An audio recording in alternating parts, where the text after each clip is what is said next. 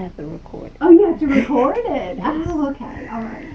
Okay, so today we're doing an interview on early childhood education. So today I chose you. Okay. Would you like to tell everybody your name? Sure. My name is Robin Zinsmeister, and I'm the program coordinator for early childhood education. Okay, I just have a few questions for you. Okay, my first question would be, could you describe one of your typical work days? As a faculty and administrator, it varies from day to day. And it actually varies from semester to semester as well. So I'm the program coordinator of early childhood education, which means that I set the schedule for all the early childhood classes here on this campus and all of our other campuses. I also chair a department that has 5 other programs in it. So I have about 3 days during the week where I spend the majority of the time teaching, and then the other times are working on reports or grading papers, advising, doing meetings. There's a lot of that. And basically that's about it. And working with some of the other programs if they're having issues, ensuring that paperwork's in, working on budgets, things like that. Okay? Okay. What parts of your job finds you the most challenge? The most challenging. Probably just trying to juggle periods of time when the student needs are a lot higher and you still have a lot of things going on administratively during the semester. So I always try and think about, like, there are pockets of time during the semester when things tend to be kind of a little bit crazy.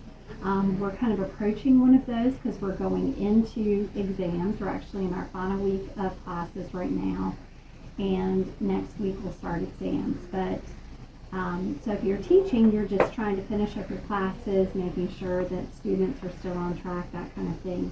But as a chair, you're also thinking about next semester, making sure that all your contracts are written, all your courses are loaded, all the information's there, textbooks are ordered for instructors, ensuring all the budget paperwork is done. So I wouldn't say that on a regular basis I find most of the job challenging.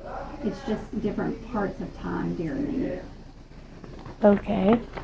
What do you find most enjoyable about your job? Working with the students and working with other people.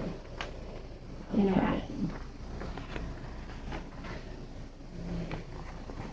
Are there any negatives about your job?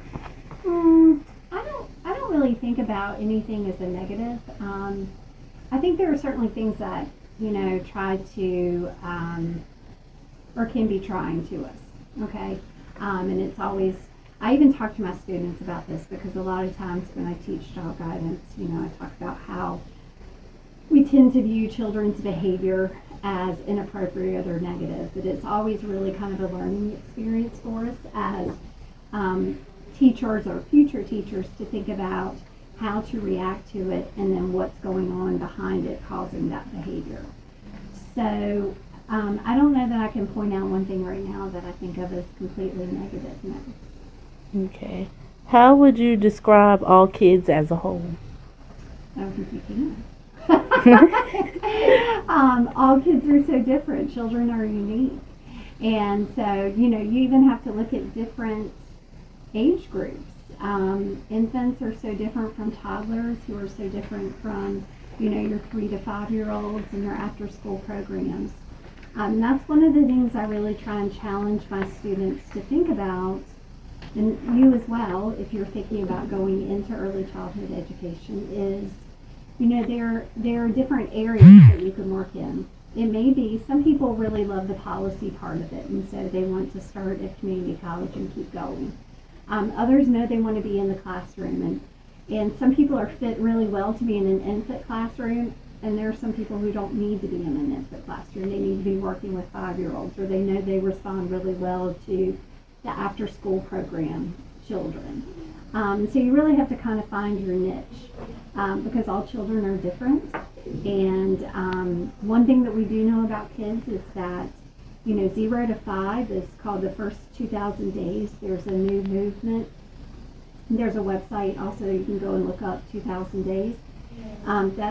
Takes a child from the time they're born till they enter kindergarten. When you think about lifespan, and that's the most critical time period for development. So, one of the things I try and tell my students is you're making such an impact on children. That's such a critical part of your life.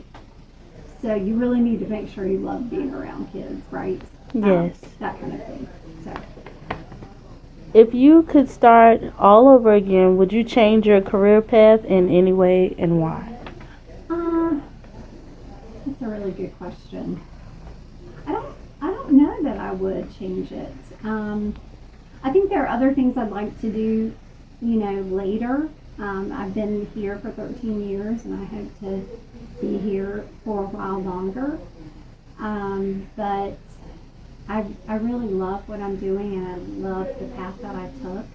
Once I finished grad school, I went overseas and taught in Indonesia for a while, and then came back and worked with kids in a different capacity in DC. And so now I'm here, and I think unless something particularly drastically had changed in my life before, I don't think it would be different. Okay. Name your strengths and weaknesses. Let's see. Let's start with the weaknesses. So that would probably be that I could spend a lot more time focusing, let's say, on things that I consider more fun, like in the classroom, doing activities with students, things like that. And there are times that I could spend a lot more time on focusing on my classes than necessarily my job allows me. And so I have to kind of remind myself that I have other duties I have to take care of, the paperwork things like that. I think some strengths are, though, that I'm, fairly well organized. I think a big strength, and I think a lot of people, if you're going to go into education, you need to have this is just, flexibility and just kind of being not easygoing, but having a temperament that does well with transition and change, because the average school day or day in a child care center has a lot of transition and changes and surprises. Okay, last question. What is your philosophy of education? Well, my philosophy changes all the time, and I do have a document that I work on from time to time with my students and share with them. So my philosophy today would be that all children are unique, and that we have to ensure that the environment, the curriculum, the framework that we have, and that means everything that we provide to them, not only the furnishings in the room, the way the room is situated, the materials that we provide to them, but then even our interactions and the way that we speak to them, communicate with them, the way we prompt them, needs to be done in a developmentally appropriate way, keeping in mind, that all areas of development, their physical, their social, their emotional, their cognitive, are all equally important. And that's one of the really big differences about early childhood, and if we're thinking about elementary ed or middle school education, is that early childhood really focuses on the whole child itself, and so that we realize that a child's reaction to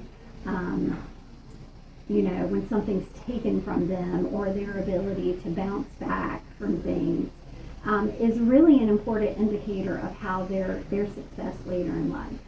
So we pay attention to the social and emotional development, and ensuring that they have a good sense of self-regulation, a good sense of self, and worth as well, and knowing that that's just as important for their success later on.